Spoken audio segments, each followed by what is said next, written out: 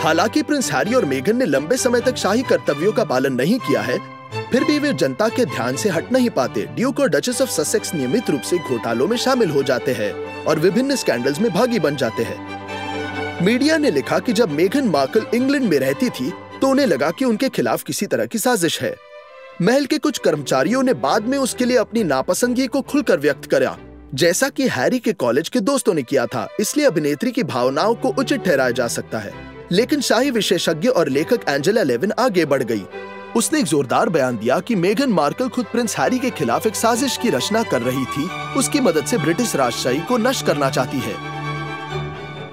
Lewin के अनुसार अमेरिकी महिला की कपटी योजना राजकुमार को प्रेरित करने के लिए थी कि न तो वह और न ही उसके पति को शाही परिवार में प्यार किया जाता है और लगातार हल्की सी दुश्मनी के प्रदर्शन पर ध्यान देना चाहिए।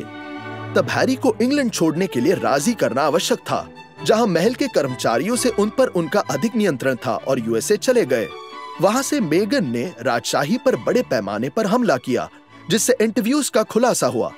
एंजेला का मानना है कि मेगन का लक्ष्य ब्रिटिश शाही परिवार से छुटकारा पाना है। लेखक क्राउन के लिए लगातार तानों के लिए कोई अन्य कारण नहीं देखती है। उल्लेखनीय यह है कि श्रीमती लेविन मार्कल के प्रति अपने नकारात्मक रवैये के लिए जानी जाती है। इस अवसर पर उनका ब्रिटिश टीवी प्रस्तोता वेनेसा फेल्स के साथ भी झगड़ा हुआ, जिन्होंने यह पता लगाने की कोशिश की कि एंजेला किन तथ्यों के आधार पर अपनी रिपोर्ट बनाती है। जवाब में लेखक ने केवल एक राय व्यक्त करने के अधिकार का बचाव किया। इससे पहले उनकी जीवनी Harry a biography of a prince उनके लेखकत्व के तहत प्रकाशित हुई थी, और हाल ही में उन्होंने Camilla from outcast to queen consort पुस्तक का भी विमोचन किया। क्या आपको लगता है कि मेगन मार्कल वास्तव में ब्रिटिश राजशाही को तोड़ने की कोशिश कर रही है?